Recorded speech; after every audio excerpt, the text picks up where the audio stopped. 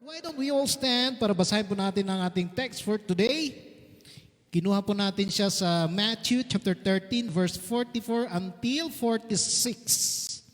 And let me read to you ang sabi po rito mga kapatid. The kingdom of heaven is like treasures hidden in a field which a man found, covered up and covered up.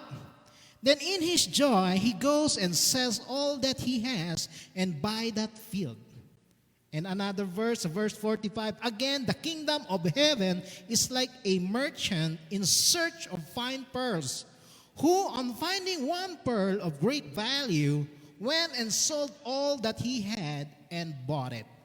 So why don't we bow down our heads and close our eyes as we continue? And let's dedicate this message to the Lord. Hallelujah, Father God, we thank you, Lord. Once again, Father, for using me this morning as your mouthpiece, O Lord God, to deliver your word. Lord, I know, Father God, na hindi sapat yung aking katalinuhan, Panginoon. But Lord God, I entrust to you everything. Lord, not my will, but your will be done this morning, Father God. Let your Holy Spirit dwell in us, dwell in this place, pati na rin, Panginoon, sa mga nanunood dyan online. That I pray, Father God, that at the end of this sermon, this message, Lord God, they could catch the message that you are giving to them this morning. That, Lord God, na pag ibinaba ito, Panginoon, I pray, Father God, na maitanim ka agad ito, Panginoon Diyos, sa pinakamatabang bahagi ng aming puso about this verse, O Lord God, na isang parable na isinare ni aming Panginoong Jesus nung siya pa ay nabubuhay, Panginoon Diyos. Lord, help us to understand the message of this word, this gospel, O Lord, this morning, Father God. Lord, I pray that, Lord, selyuhan mo, Panginoon, ang salitang ibinababa ngayong umaga na hindi tumanakaw namin kaaway na si Satanas, O Lord God. And I rebuke any disturbance, O Lord God, in the name of Jesus. Sa mga nanonood dyan, maaring nandito kami on-site, pero yung aming isip, O Lord God, ay nasa malayo. Maaring meron kaming problema. Lord, we cast it out. We rebuke it, O Lord God. Lord, give us that mind, O Lord God, that is focused, that is centered to you this morning. In the name of Jesus Christ, I pray, O Lord God, that, Lord, you will give us that guidance this morning, Father God. Hallelujah, hallelujah. Kay Lord, maraming salamat, Panginoon Diyos, for this opportunity once again to commune with you, to dwell with you this morning, Father God. As we go on, let it be, Father. Let your Holy Spirit take control.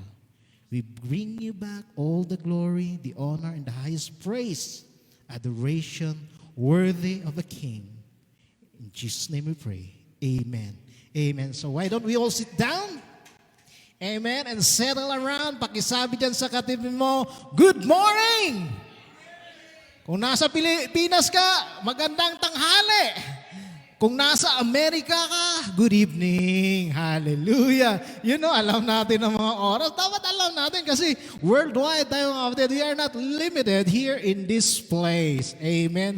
So maganda itong topic na to. I know na anong tawag nito? Narinig na natin to. Kaya ang title ng ating mensahe ngayong umaga is The Kingdom of God. Wala na tayong paligoy-ligoy. Diretso nakakagat tayo sa ating title. Amen. So, pag sinasabi natin, the kingdom of God, ano ba ang pumapasok sa ating mga isip?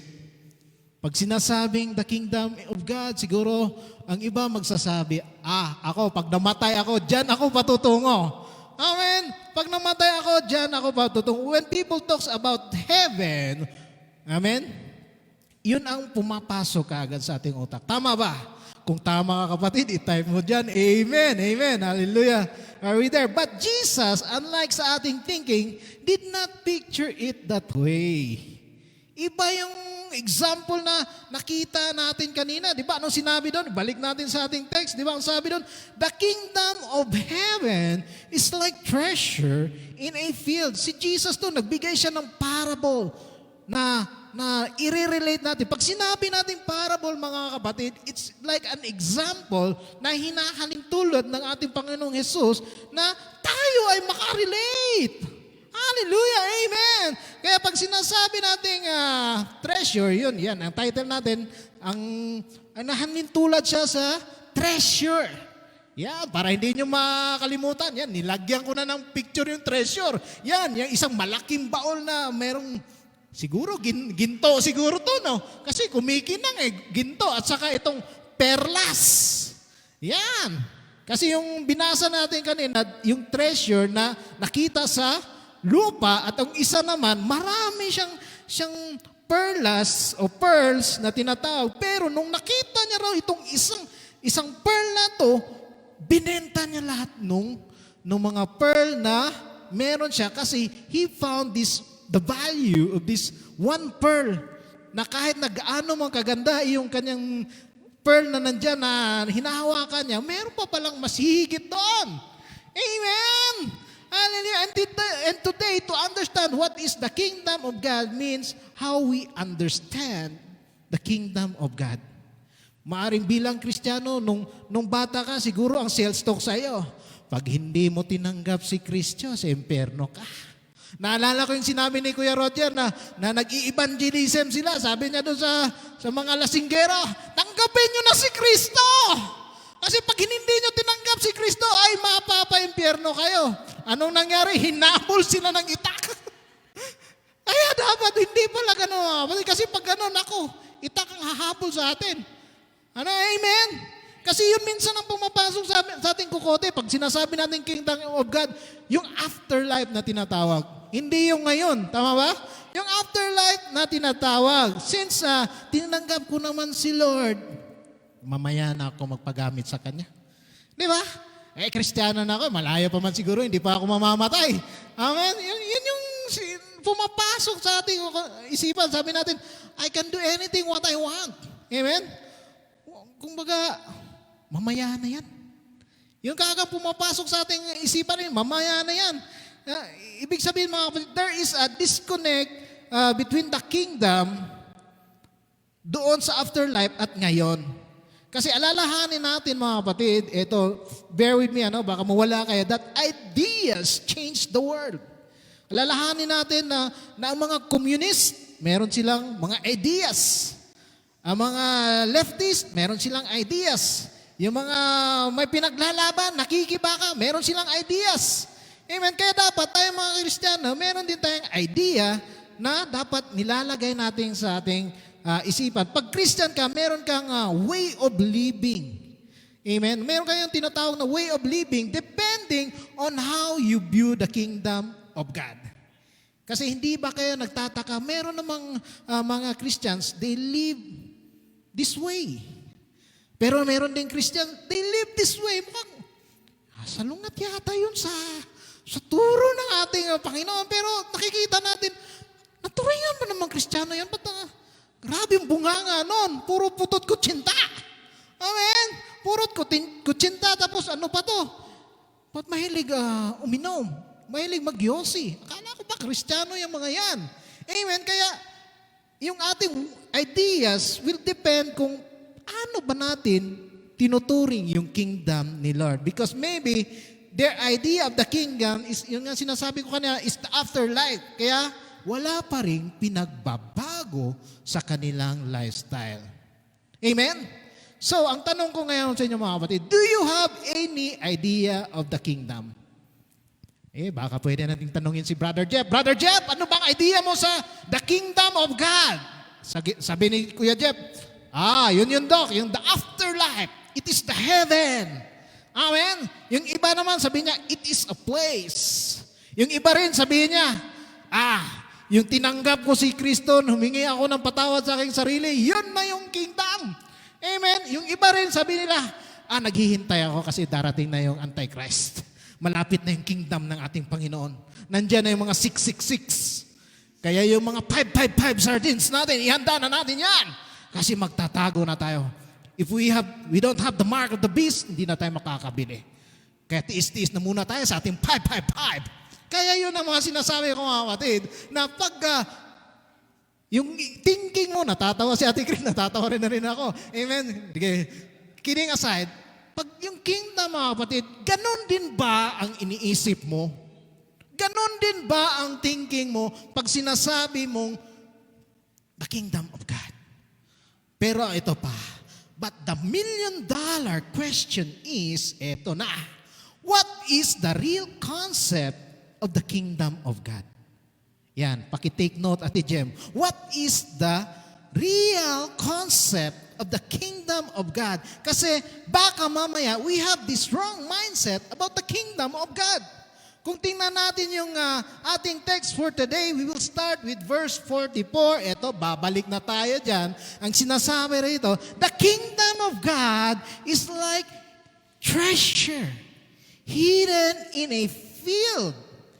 Amen? Si Jesus po nangungusap dito sa kanyang mga disipulo. Like us, we are God's disciples. Kaya nangungusap siya ngayon, ang sinasabi niya, binibigyan niya tayo ng kwento ngayon, ang sabi niya, which a man found and covered up. Natagpuan ng tao yung treasure, ngunit binaon niya ulit. Then in his joy, he goes and sells all that he has and buy that field. Anong sabi sa Bible? The man was walking in the field. Nung naglalakad siya, nakita niya yung, siguro palagay natin, ginto siguro to. 10 kilong ginto. May mga perlas pa kasama dyan. Kasi during that time, mga batid, hindi pa uso yung bangko. Kaya pag meron silang kayamanan, walang bangko na mapupuntahan, binabaon yung mga kayamanan. Kung merong kuweba, binabaon sa kuweba, di ba? Yun yung mga napapanunood natin sa The Pirates of the Caribbean. Puro treasure ang pinag-uusapan doon ni sino yun? Nung karakter na yun, si Johnny Depp. Di ba? Si Johnny Depp. Kaya nung nag-away sila ng misis niya, ang sabi ng misis, kukunin ko yung treasure mo. Ha? In real life, mga kapatid. Kaya ito, yung tao daw, nung nakita niya ang treasure na ito, siguro lingon-lingon sa ganun, no? Baka merong nakakita dyan, ha? Tapos nung nakatingin niya, mukhang wala. Ituloy ko na to, ibaon ko ulit to. Hindi ko sabihin, kanino bang ang kwanto? Kanino bang ginto to? Sabi niya, ibenta ko lahat. Kasi ito, mas mahalaga to sa aking kayamanan. Kaya yun ang sinasabi, binenta niya lahat ng kanyang mga gamit and binili niya yung field na yun. And Jesus said, that is the kingdom of God. That is the kingdom of God. So hindi pa rin malinaw sa atin, ano bang kingdom ni Lord? So walang problema, tuloy tayo. Ano kaya ibig sabihin no? What would this mean? Why would a man sell all that he had to buy the land? Because that scripture tells us he found a treasure. Yung treasure na yon na walang katulad, so valuable na sa tingin niya, kung ano man ang meron sa akin ngayon, malamang mas mahihigitan pa. Amen? So what is the treasure? Yan ang tanong again. What is the treasure? So tuloy tayo sa John chapter 8. Unahan natin sa verse 31. Sabi doon, if you hold my teaching, you are really my disciples. What did the man found? Ano ba ang nakita ng tao? He found, ano sabi dito? Then you will know the truth, and the truth will set you free. So, anong nakita niya? Nakita niya yung truth in that field. A treasure that will forever change his life. That's why he sold everything. Hindi siya nag-alinlangan. I don't need this anymore. I found it. Natagpuan ko na. At ang sabi nun sa verse 33, they answered him, we are Abraham's descendant and have never been slaves of anyone. How can you say that we shall be set free? Oo nga naman. Hindi naman sila nakakulong siguro, pero sinabi ni Jesus, you will be set free. Amen? Sabi nila, di kami slave. Amen? So anong katotohanan dito mga kapatid? And Jesus replied in verse 34, sabi niya, very truly I tell you, anyone who sins is a slave to sin. Now a slave has no permanent place in the family, but a son belongs to it forever. Amen? So yun yung truth. Maaring nabubuhay pa sila sa kasalanan. Amen? Because ang sabi sa verse 35, so if the Son sets you free, you will be free indeed. Amen? So, i-connect natin yan doon sa ating parable para sabihin natin, meron namang kaugnayan. Kasi sabihin na, walang kaugnayan, ang layo naman nun. Kanina, treasure, tapos biglang napunta sa the truth. Amen? So, what happened? Anong nahanap ng tao? Anong treasure yan? He was looking and he found this treasure. It was the truth about the kingdom. Amen. Are we there? The truth about the kingdom, the idea about the kingdom of God. And what it is the truth? Ano yung katotohanan na yun? Ito na. In God's kingdom, we are, lakasan natin, we are sons and daughters, not slaves or subjects. That's the truth na nakita nung tao. When you know that the king of the kingdom is God, my Father, anong mangyari mga kapatid? Everything else won't seem to matter because I found what is truly valuable. Ang tatay ko, yun siya yung hari ng kingdom. Amen? So everything else, hindi na yun magmamatter. Yung treasure dito sa lupa, ay wala yan. Temporary yan. Yung tatay ko siya ang may-ari ng kingdom Ano pang hahanapin ko? Amen? So the truth of the kingdom, and in this kingdom, the king is actually my father. Kasi sabi rito, in God's kingdom, we are sons and daughters. Pag sinasabi mo, sons and daughters, kagaya ni Ate Kreng, she is the daughter of our God, anong mangyayari sa kanya? Siyempre, siya yung tagapagmana ng kingdom. Woo! Hallelujah! Amen! So, ibig sabihin, I'm not a slave. I'm not a subject. Amen? I'm a daughter. I'm a son. Sabihin ni Brother Jeffrey, I'm a son. Woo! Hallelujah! So, hindi pa liberating ang truth, mga kapatid.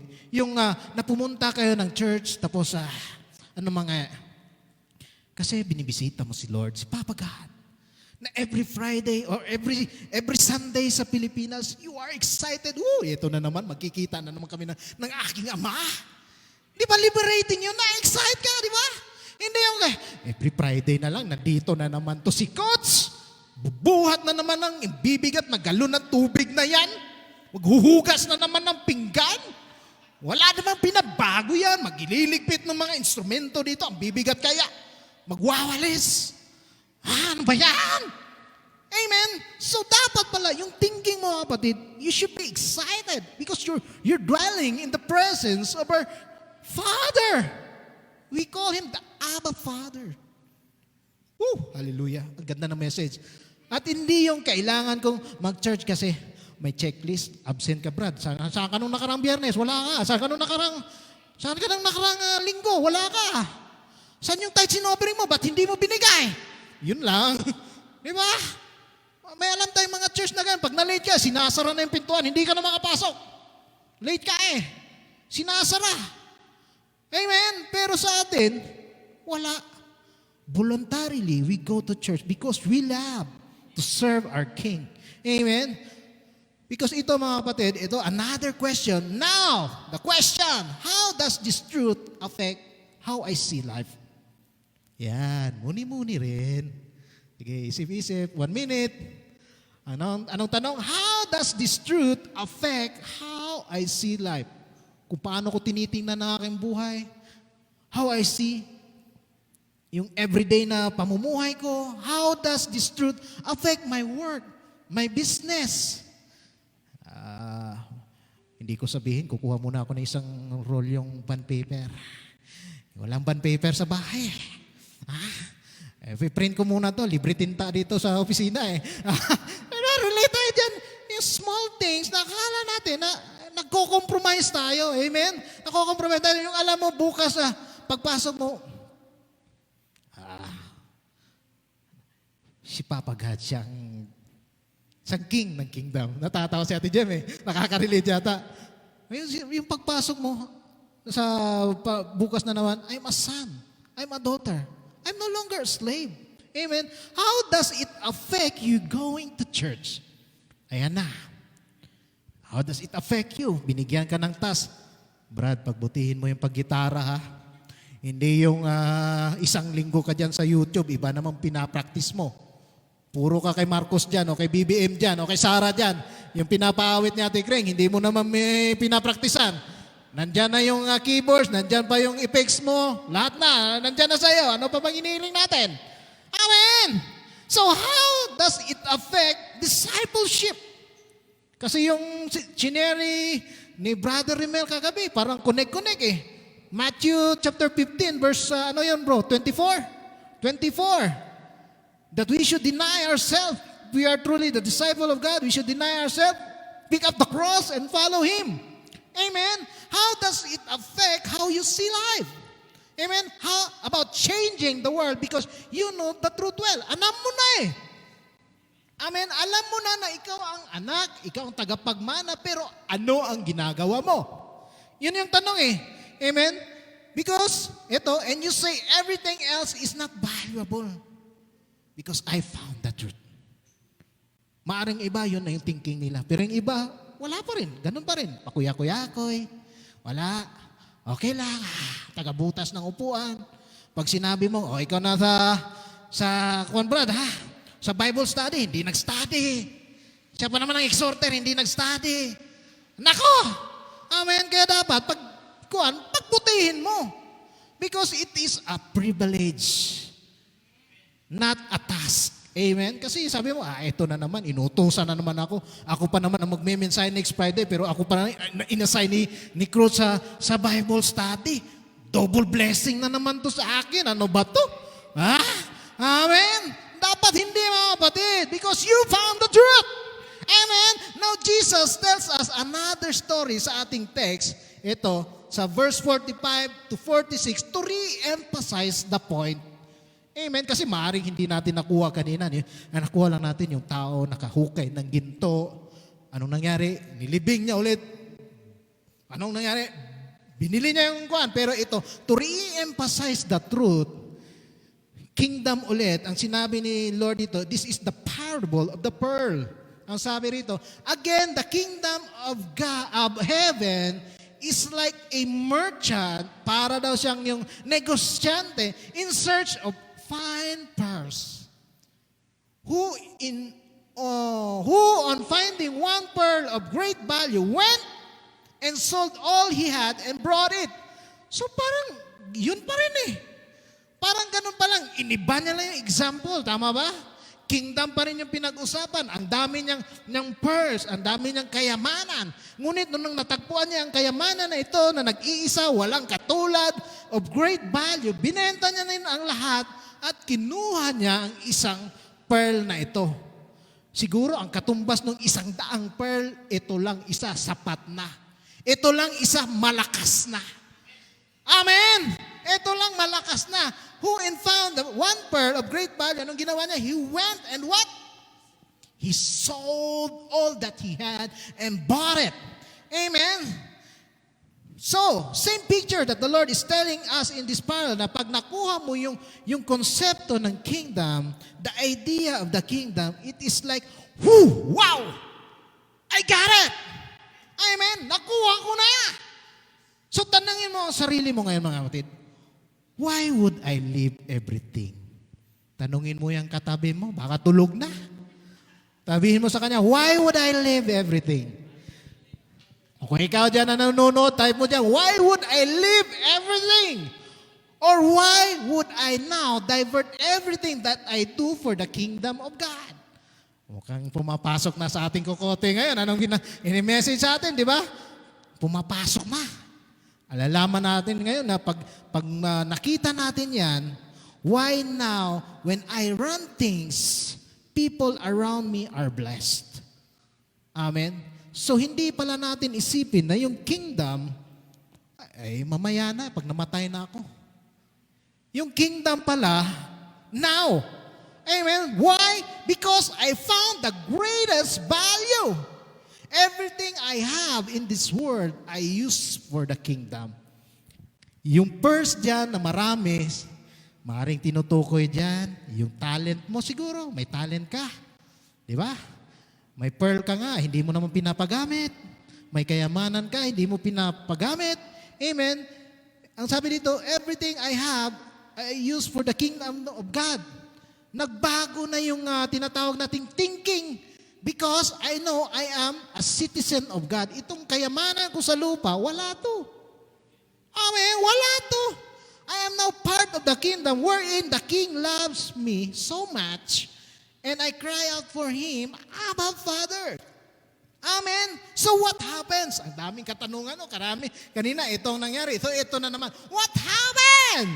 Everything that I have, my life, my wife, my kids, my career, everything I have is nothing compared to this greatest value that I have, which is the kingdom of God.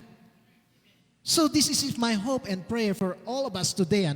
Some of us might get this, yung message na aring nakuha na natin, yung iba nakuha ko na, I got it. Yung iba maaaring lumulutang pa rin, hindi ko pa rin nakukuha. Ano kaya yung message? Mukhang matalinghaga talaga yung message ni Coach ngayong umaga. Hindi ko pa rin nakukuha. Walang problema, kapatid. Ipag-pray mo na makuha mo yung message. Amen? Kasi maybe you're that kind of person who is walking on that field. Maaring ikaw ito, kapatid. Maaring ikaw to, natagpuan mo na yung treasure dyan. Amen? Natagpuan mo na yung treasure. And you saw that it is of great value. Amen? Ang ganda nito, pero hindi ko ma-let go. Sayang kasi.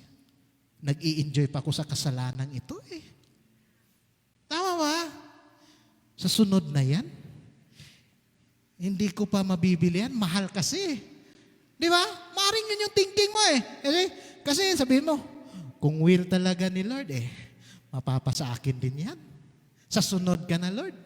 Di ba? Meron tayong ganun Na nakita mo na that Jesus is the King of Kings, He's the Lord of Lords, tanggapin mo lang siya. Amen. Pero sabihin mo, hindi ko pa rin ma-let go, Dog Ang sarap mamuhay sa kasalanan. Masarap mambabae. Amen. Masarap mabuhay sa mga babae. Masarap yung alak. Hindi ko pa ito mag-give up sa kana. Kasi kung will talaga ni Lord, maring may susunod pa naman na darating siguro, So, ito yung message sa ating mga kapatid. Amen. Some would look at the truth of the kingdom.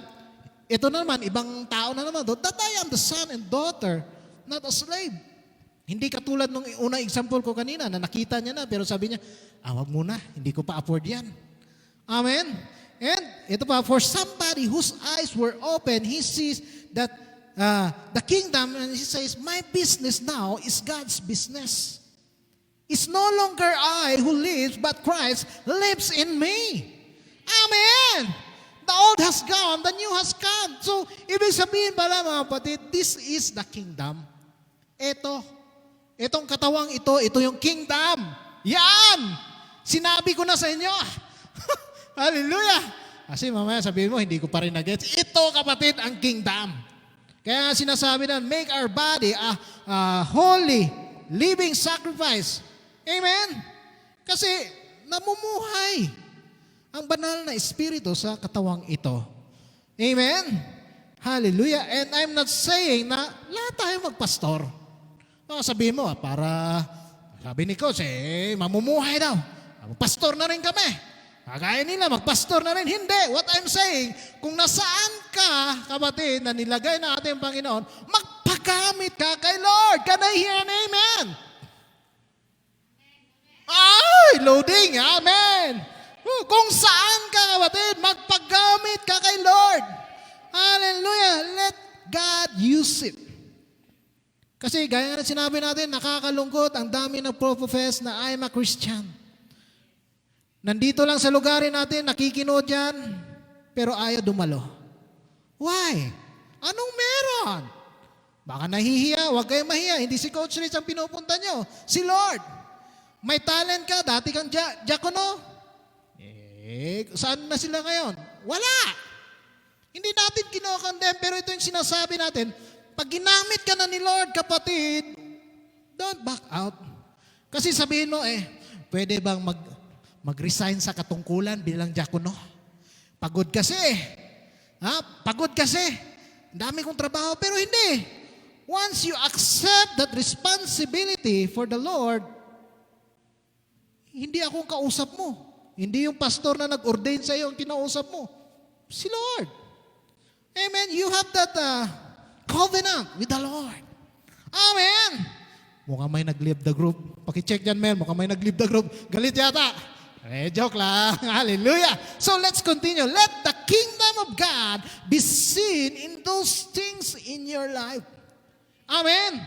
And people would start to see, nakikita ko si Kristo dyan sa buhay ni Brother Remel. Pag nakikita ko si Brother Remel, nabibless ako. Pag nakikita ko si Ate Jem, nabibless ako. Pag nakikita ko si Brother Alex nagluluto doon sa likuran, nabibless kami. Hallelujah. Kasi baka sabihin niya, pinabayaan ako dito, pinaluto ako. Hallelujah doon, nag-i-enjoy. Hallelujah. Pasalamat tayo sa mga talent na yan. Amen. Sabihin natin, that person understands the kingdom of God. Naintindihan niya. Amen? So imagine mo, kapatid, kung naintindihan mo yung kingdom of God, if you go to church, iba, di ba? Iba. Pagising mo pa lang, excited ka na. 2:30 ka natulog kagabi. Nag-post ka ng title ng verse, tapos gumising ka ng 7:00. Iba. Refresh. Amen? Hindi yung magising mo. Ano oras na? Hallelujah. Di ba yung pagising mo, alive, alert pa rin. Hallelujah. Kasi ito yun isang beses lang sa isang linggo. Kahit na may mga pasok pa sila, Brother Roger mamaya, sila Brother Jeffrey mamaya, pero hindi sila napapagod. Napapagamit sila sa ating Panginoong Diyos. Amen? Tuwang-tuwa sila kasi bakit? Nagkakaroon sila ng fellowship with our God. He's looking forward to it. Malayo pa yung Friday o malayo pa yung Sunday. Kailan kaya maging Biyernes? Ang tagal! Ang tagal talaga. Amen? Sabi na, ang tagal, kailan kaya? Why? Because He's going to meet God. Amen? I left everything for this. Iniwan ko tong lahat for the glory of God. Tama ba? For the glory of God. Amen? Because the message for us is very simple. Ito na, para sa hindi pa rin nakakuha ng message, ano ba yan? Amen? When we talk about the kingdom, it's not a place. Sinabi ko na kanina, it's not a place. It's actually, ito, ibibigay ko sa inyo, it's actually the reign of God in our life. Where Jesus is Lord. Amen? When people see, wow! Naintindihan ang lordship ni Christ. Ang kingship ni Christ sa buhay ko. I got it now.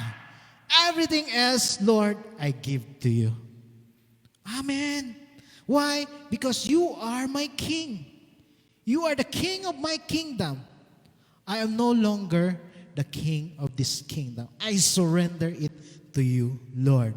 Amen. So, as we close this message, I will leave you this verse. Para meron naman tayong word of encouragement.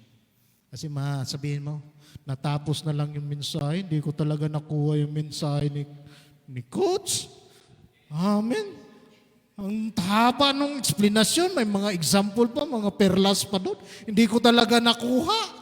So, eto mga kapatid, we will close, we will leave this message for you, this verse, ang sinasabi dito mga kapatid, simple lang. For you died to this life. Sa Colossians chapter 3, verse 3 hanggang 4. Sa New Living Translation, ang sabi diyan, and your real life is hidden with Christ in God. And when Christ, who is your life, is revealed to the whole world, you will share in all His glory. Woo! Hallelujah! For you died to this life. Ano ba yon? Amen? Kaya nakikita natin merong binobury yung treasure, di ba? Binebury yung treasure. Kasi yung lumang ikaw, tinatanim, inaalis na. Amen? Yung kuwan din, ano yun? Yung 4 na binhi, tinatanim din. Di ba? Yung the parable of the sower, di ba? Tinanim din.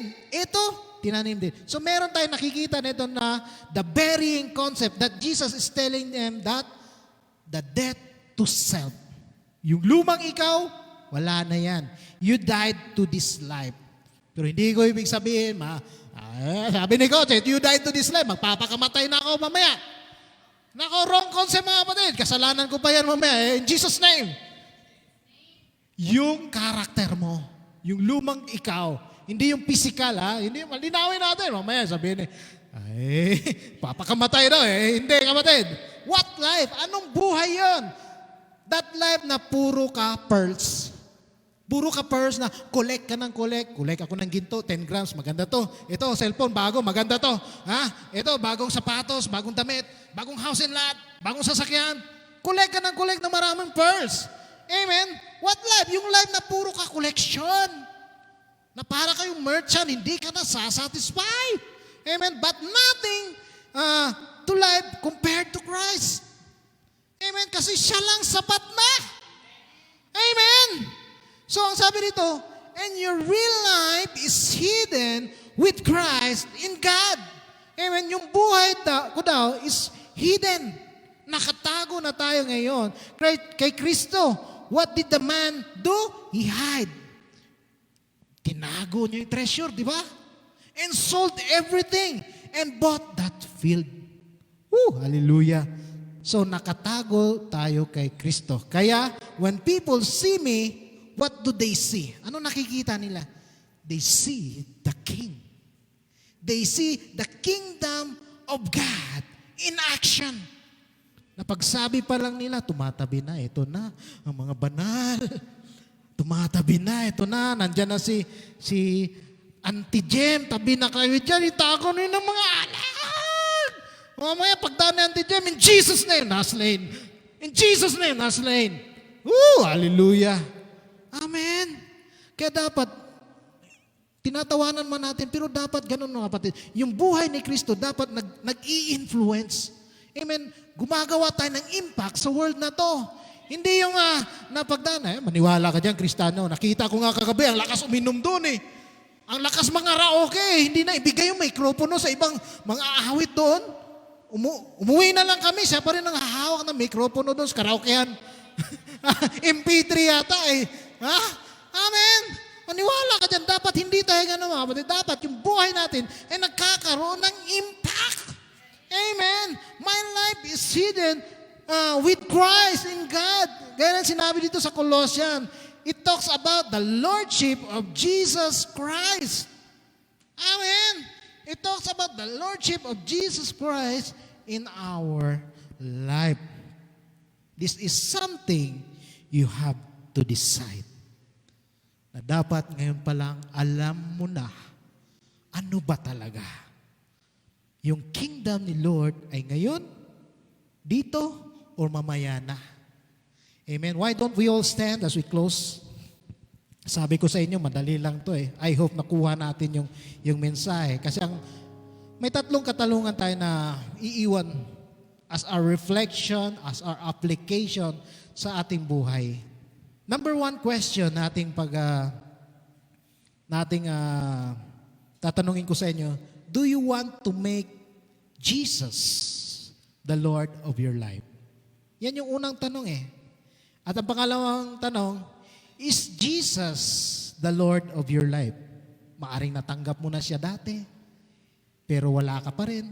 Kaya ang tanong ngayon, is Jesus the Lord of your life? At ang pangatlong tanong mga kapatid, before we close, is your life hidden with Christ in God? Yun lang naman Amen? First, do you want to make Jesus the Lord of your life? Pangalawa, is Jesus the Lord of your life? At ang pangatlo, is your life hidden with Christ in God? Amen? Ikaw lamang, kapatid, ang makakasagot ng katanungan na yan. Maaring hindi namin alam, pero this is the time. Let's bow down our heads. Hallelujah. Hallelujah, Lord God. We praise you, Lord. We give you thanks, Father. Lord, unang-una, Panginoon Diyos, humihingi kami, Lord, ng patawad because we know, Father God, maaring matagal na kaming Kristiyano, Panginoon Diyos, but we are not living as what you are saying to us, O Lord God, to have that lordship of Christ in our life.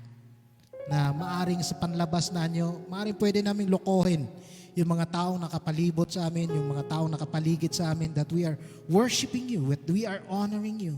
But you know our thoughts, Father God.